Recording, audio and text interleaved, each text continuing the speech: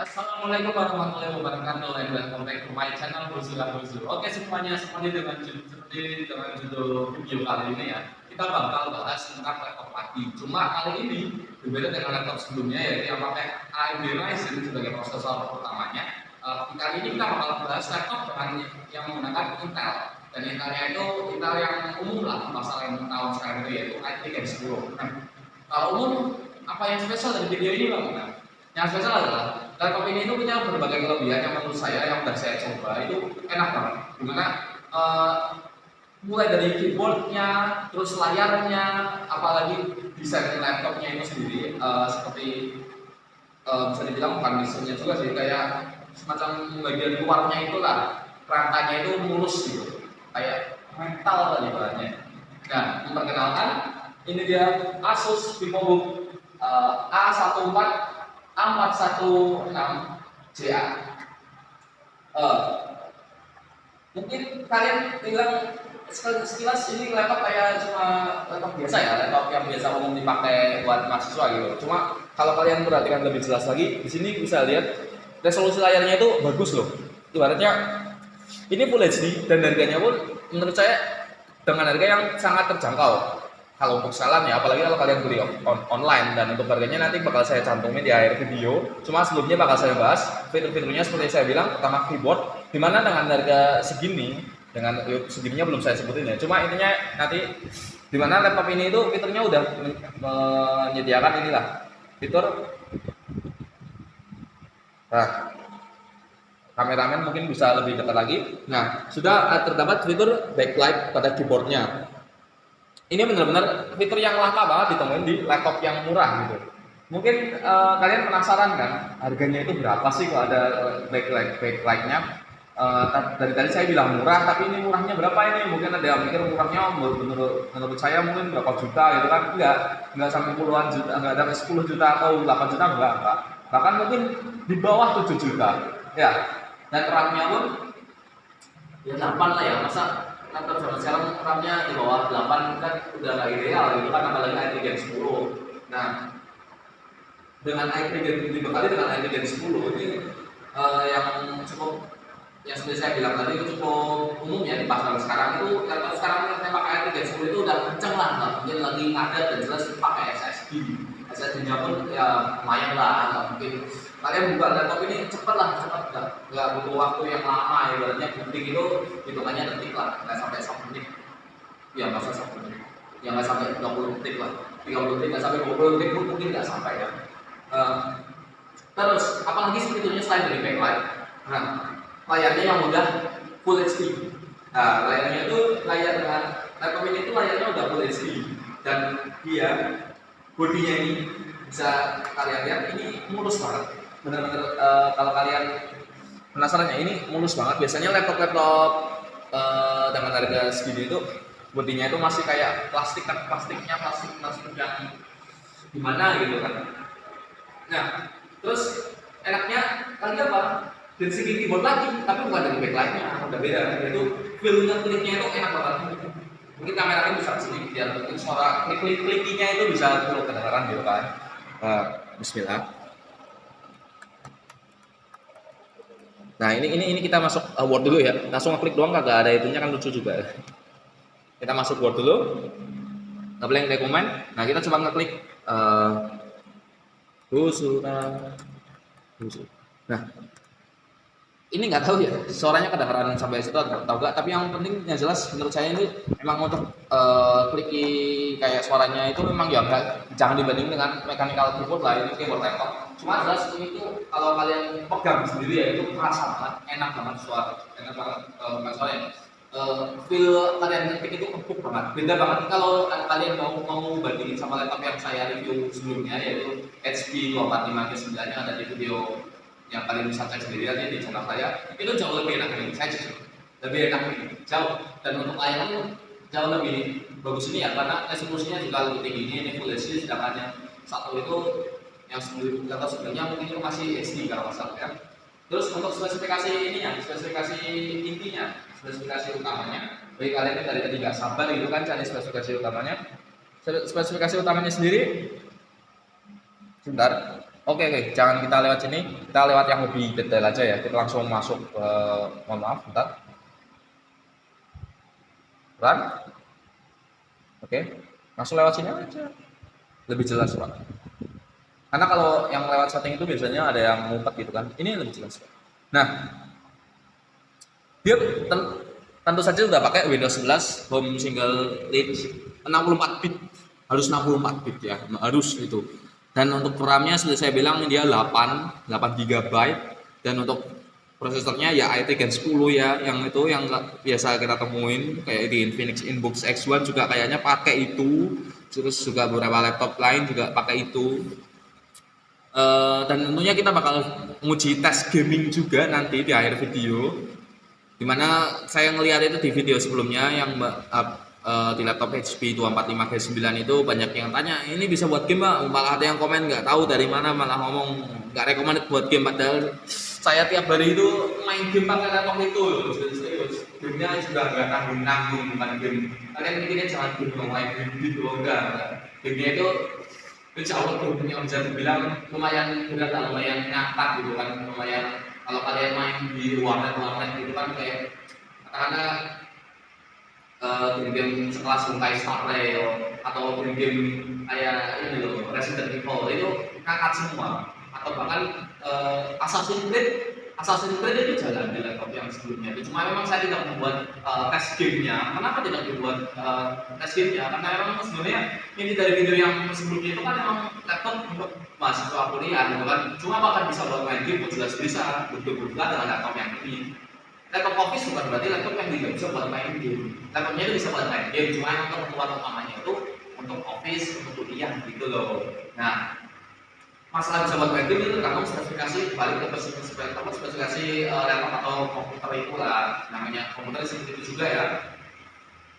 Misal ada NVIDIA, tapi laptopnya memang dipakai buat desainer, ya dia bisa buat main game. Cuma kan fungsi utamanya lebih optimal kalau dipakai buat desain. Kan memang ada yang namanya itu ada yang membuat gaming, ada yang buat studio gitu kan, yang mungkin ngedit apa gimana gitu. Nah, terus gimana dengan harganya? Akhirnya kita sampai ke segmen harga.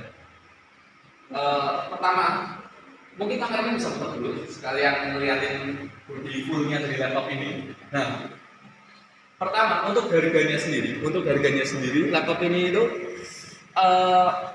bisa dibilang sekitar 6 jutaan lah. 6 jutaan, ya di bawah 7 juta itu 6 juta, dan ini 6 jutaannya jangan kalian pikir 6,99 ada. 6 jutaan itu literally ya 6 juta lah, 6,5 atau 6,5 bawah, mungkin 5 juta itu bisa. 5 juta itu bisa. Bahkan kalau kalian cari di laptop dengan spesifikasi yang sama itu banyak yang 5 juta ke bawah. Cuma saya rekomendasikan coba cari yang ini, Asus VivoBook J416 416CA ya. Ini tuh keren.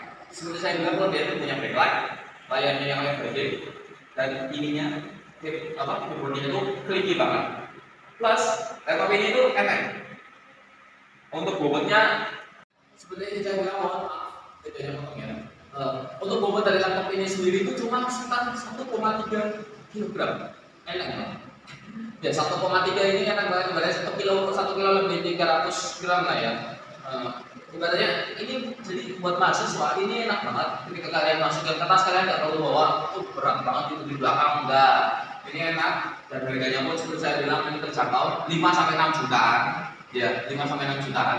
Kalau ada yang menjual ini 7, ya mungkin itu toko offline dan toko rem yang pajak.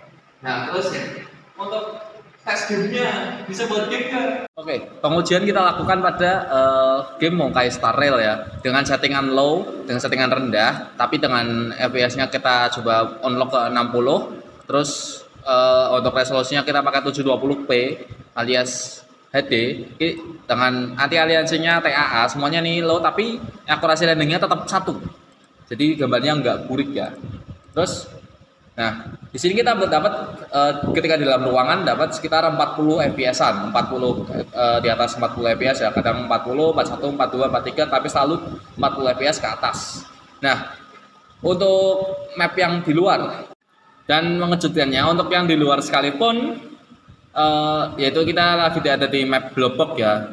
itu di planet Jarilo ini itu kita masih dapat FPS yang sama 40 FPS. Oh ini turun ke 39 tapi ya sekitarnya cuma segitu doang. Habis itu naik lagi bahkan mau ke 45 FPS lagi. Jadi nggak ada perbedaan antara yang di dalam ruangan sama di luar ya. Nah terus gimana kalau pas buat battle? Pastinya ada pengujian buat battle. Oke kita langsung coba. Oke, untuk battlenya sendiri mengejutkan, dimana tadi FPS-nya kayaknya mau ke 50 ya. Tapi nggak jadi lagi, balik lagi ke 40, sekitar 40 FPS. Ya, pada drop sedikit, tapi itu bukan drop sih, karena namanya animasi gitu kadang nggak kelihatan sih. Game turn based itu emang ya model gitu. Nggak ngaruh banget, bahkan nggak kerasa kalau menurut saya. FPS-nya sedikit naik lagi, tadi turun lagi ya. Ini dibilang drop bukan drop, kayak lebih ke karena ketika bat nyerang gitu kan kadang ada jeder ledakan-ledakan gitu akhirnya FPS jadi turun. Nah, gitu kan. Jadi 35, 36 gitu. Cuma ini tidak mempengaruhi pengalaman bermain. Seperti yang kalian lihat di sini lancar-lancar aja. Kalau kalian nggak merhatiin angka ini ya, kalau kalian fokus ke angka terus ya susah juga sih memang karena di sini juga banyak getaran ketika nyerang gitu kan namanya. Kayaknya di laptop apapun deh karena emang gameplaynya gini kan. Oke, jadi sekian banyak kelebihan yang dipunyai oleh laptop ini sebagai laptop yang beratnya bisa beraktivitas atau bahkan buat main game tipis-tipis yang seperti kalian lihat tadi ASR bisa bentuk sekitar 40 fps-an. Dia emang sih di resolusi yang 720p, tapi kan ibaratnya itu masih rendernya masih satu titik nol yang bukan 0,8 atau 0,6 dan itu kulit. Itu bahkan remnya masih seperti kalian lihat itu sebenarnya bagus, masih bagus banget, masih enak banget untuk dilihat di mata. Bahkan di settingan lo karena namanya PC ya dengan now ya masih bahkan mungkin masih lebih tinggi daripada settingan mediumnya versi HP ya kan, lebih enak juga. Untuk kelemahannya, pertama, saya agak sulit untuk menemukan kelemahannya karena sekali lagi ini bukan produktivitas. Dalam segi produktivitas sendiri untuk mencari kelemahannya laptop ini pertama, dia belum bisa buka dengan satu tangan. Ya, namanya juga untuk harganya juga masih 6 jutaan, 5 sampai 6 jutaan. Masih susah nih buat pakai satu tangan. Laptop yang bisa dibuka satu tangan itu masih susah atau bahkan mungkin masih belum ada gitu kan, nggak tahu yang apa. Terus belum ada kabel WLAN-nya, belum ada selang koneksi ke WLAN. Nah, jadi memang ya seperti itu. Bisa dilihat di sini. Cuma tersedia 2 USB dan 1 lubang buat headset ya. Masih ada lubang buat headphone-nya, masih ada headphone kayak lubang headsetnya gitu. Yang kadang laptop zaman sekarang itu agak susah kalau lubang itu fiturnya bisa hilang. Harus pakai bluetooth gitu. Terus untuk